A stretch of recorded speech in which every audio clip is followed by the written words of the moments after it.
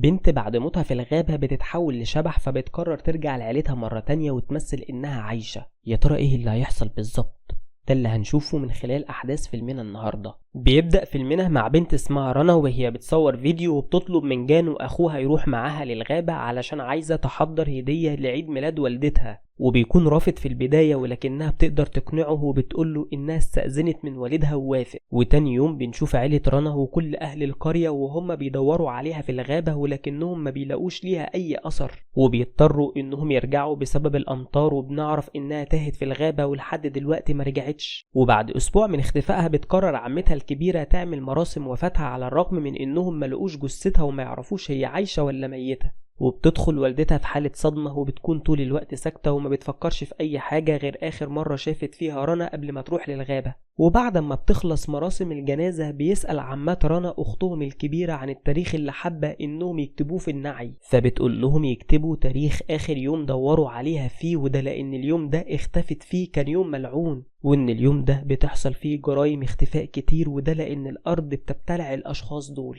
ولكن في الوقت ده بتقاطع والدة رنا كلامهم وبتقول لها إنها مش من حقها تنشر نعي وهم لسه ملقوش الجثة بتاعت بنتها، وبتقول لهم إنها هي الوحيدة اللي ليها الحق في إنها تعمل كده لأنها والدتها وهي متأكدة من إن بنتها ترجع لها تاني. ولكن العمة الكبيرة بتقاطع كلامها وبتقول لها إنها السبب في موتها، وده لأنها حذرتها بإنها لو سمحت لرنا تخرج في اليوم ده مش هترجع تاني. وعلى الرغم من كده رفضت تؤمن بمعتقداتهم وسمحت لها بإنها تخرج. وبيقاطع كلامهم في الوقت ده صوت خبط على الباب، وبيتصدموا كلهم أول ما بيفتحوا بإنها رنا، وبتكون حالتها صعبة جدا وبيكون باين على ملامحها الخوف. وبتنهار والدتها أول ما بتشوفها وبتاخدها لأوضتها، وما بتكونش مصدقة نفسها من الفرحة وبتحاول تطمنها إن كل حاجة هتكون تمام. وبنسمع في اليوم ده عمات رنا وهم بيتكلموا عن إنها إزاي عايشة وإنها المفروض تكون ميتة، لأن الكتاب بيقول إن أي حد بيختفي في اليوم ده ما بيرجعش تاني، وبيقولوا إنهم ممكن يكونوا حاسبين التاريخ غلط.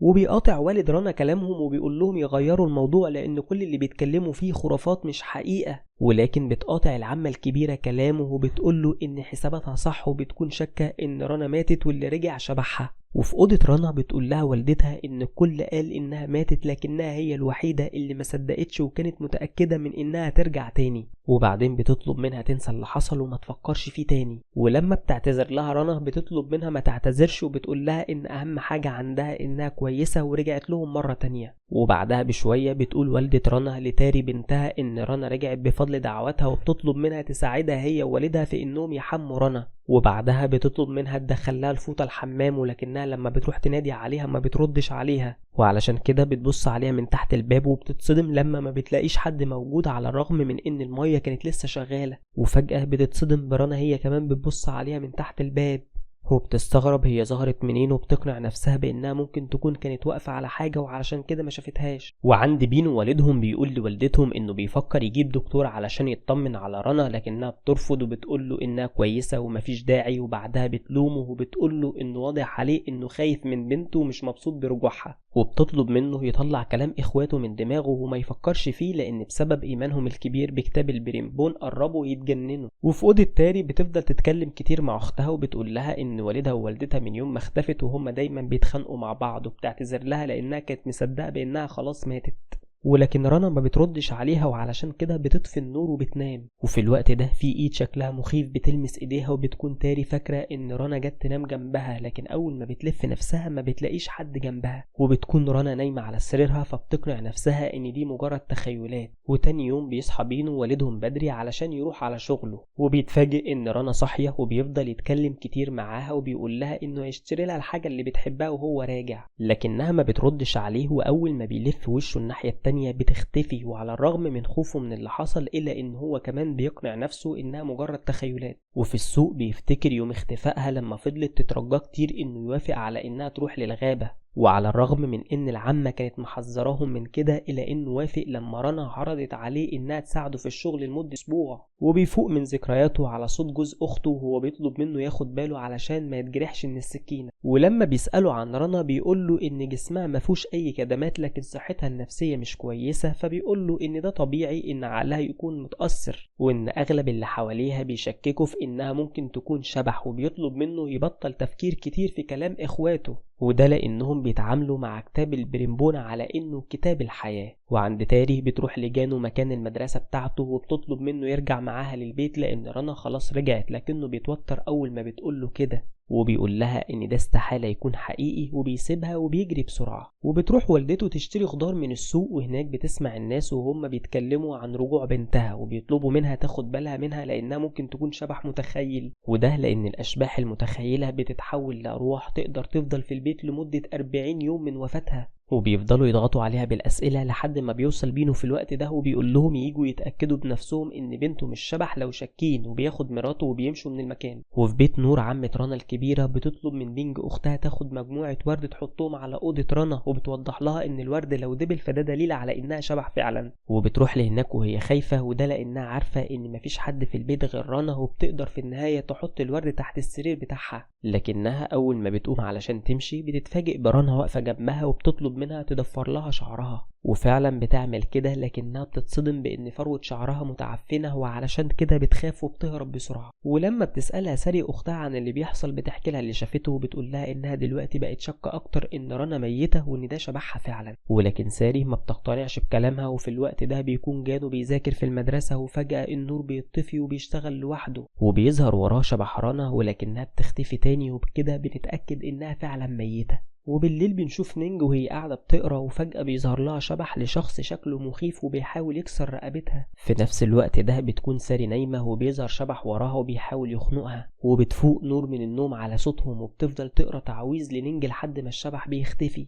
وبيفوق جثاري على صوتها وبيحاول يهديها لحد ما بتصحى من النوم وهي مرعوبة. وتاني يوم بتقرر العمة ساري انها تروح لبيت رنا علشان تشوف الورد، وفعلا بتدخل للبيت من غير ما حد ياخد باله، لكنها قبل ما بتاخد الورد واللي بيكون دبلان بتسمع صوت بره، وعلشان كده بتخرج بسرعة وبتطمن انه اخوها مش رنا. ولكن في الوقت ده بتخرج رنا من الأوضة وبتديها طبق الورد وبتقول لها تديه لعمتها نور علشان تطمن إنها مش شبح. وبتستغرب ساري هي ظهرت منين لأنها ما كانتش في الأوضة، ولأن الورد كمان مش دبلان على عكس اللي شافته تحت السرير. وبتعتذر لها وبتمشي بسرعة وهي خايفة. وبعد شوية بيوصل الدكتور لبيت رنا، ولما بيفحص نبضها بيستغرب إن مفيش نبض خالص. ولما بيطلب منها تفتح بقها بيشوفها على هيئة شبح مخيف وبقها كله حشرات، ومن خوفه منها بيقول لأهلها إنها سليمة وبيمشي بسرعة من البيت وهو مرعوب. وفي الوقت ده بتوصل العمة نور ونينج وبيقولوا لبينو إن رنا شبح وإنها كمان بتجذب الأرواح الشريرة للبيت، والدليل على كلامهم إن الورد اللي حطوه في أوضتها دبل، ده غير إن الأرواح امبارح حاولت تقتلهم. ولكن بينو بيقاطع كلامهم وبيقول لهم إنهم بيكذبوا، ده لأن الورد اللي ساري خدته ما كانش دبلان. وتاني يوم في مدرسة جانو بتروح تاري تتكلم معاه، ولما بتسأله ليه رفض يتكلم معاها آخر مرة ومشي بسرعة بيقول لها إنه بيشوف شبح رنا، وبيوضح لها إنهم لما كانوا في الغابة خلاها تطلع معاه للجبل غصب عنها، لكنه ما كانش يعرف إنه بكده هيأذيها. وبيديها كتاب مكتوب فيه إن نسبة رجوع الأشخاص اللي بيختفوا في الغابة 10%، وبيقول لها إن رنا فضلت مختفية الأسبوع كامل وده معناه إنها مش رنا. وبيقول لها إن اللي بيشوفه مجرد تخيلات، وبتنهار تاري من كلامه، وده لأن بكده أختها بتكون ميتة. وفي بيت العمة نور بتقول لاخواتها ان الارواح الشريرة بدأت تتجمع عندهم في البيت وانهم لازم يعملوا طقوس تطهير الارواح، وبتقول انها تعمل كده حتى لو والدة رنا مش موافقة. وبتاخدهم وبتروح لبيتها وبتقول لها انها تعمل الطقوس سواء وافقت ولا لا، وبتقول لها انها اتجوزت من بينو من غير موافقتهم، وكمان تواريخ ميلادهم مش متطابقة وعلشان كده جوازاتهم نحس. وبتقول لها انهم خسروا بنتهم وبتلومها انها سبب كل اللي. وفي الوقت ده بترجع تاري للبيت، واول ما بتدخل لاوضتها بتقول لها رنا انها عارفة بانها مش مبسوطة لانها رجعت، لكنها بتنفي كلامها وبتقرب تحضنها وهي منهارة. ووقتها بتظهر لها رنا على هيئة شبح وبتقول لها وهي منهارة انها موافقة على انهم يعملوا طقوس التطهير لروحها. وتاني يوم في الوقت اللي بتتجهز فيه العيلة علشان يعملوا الطقوس بتقرر تاري وجانو انهم يروحوا للغابة علشان يدوروا على جثة اختهم، وده لان كتاب البريمبون بيقول انهم هيقدروا يلاقوا جثتها لو عملوا الطقوس. وبيكون جوز عمتهم رافض انهم يروحوا، ولكنهم بيصروا على انهم يعملوا كده وبيترجوه ما يقولش لوالدهم. وبيتجمع كل اهل القرية في بيت رنا وبيبدأوا في عمل الطقوس، وبتبدأ ملامح رنا تتغير لحد ما بتظهر على هيئة شبح وبتفضل تصرخ بصوت عالي وبتختفي بعدها. وفي نفس الوقت في الغابة بتكون تاري مع جانو، وفجأة كل واحد منهم بيلاقي نفسه في مكان مختلف وبيفضلوا ينادوا بصوت عالي على بعض ولكن من غير أي فايدة. وفي الوقت ده بتظهر رنا لتاري وبتحضنها المرة الأخيرة وهي منهارة وبتقع على الأرض. وبيوصل جانو لمكانهم في الوقت ده وبينهار هو كمان على حالة أخته. وبعد ما بيهدوا بياخدوا جثتها لمراسم الطقوس. وبينتهي فيلمنا بفيديو لرنا وهي في الغابة وبتطلب من والدتها ما تسمعش لأي حد يقول لها بإن عيد ميلادها يوم مشؤوم، وبتوعدها بإنها تفضل جنبها طول الوقت. وبينتهي فيلمنا وبيعلمنا ان احنا مش لازم نتشائم بأي حاجة، وان اي حاجة بتحصل لنا هي قضاء وقدر. ولو عجبك الفيلم ما تنساش اللايك والشير وتفعل زر الجرس، وسيب لنا رأيك في الكومنتات وقول لنا ايه الافلام اللي حابب اننا نلخص.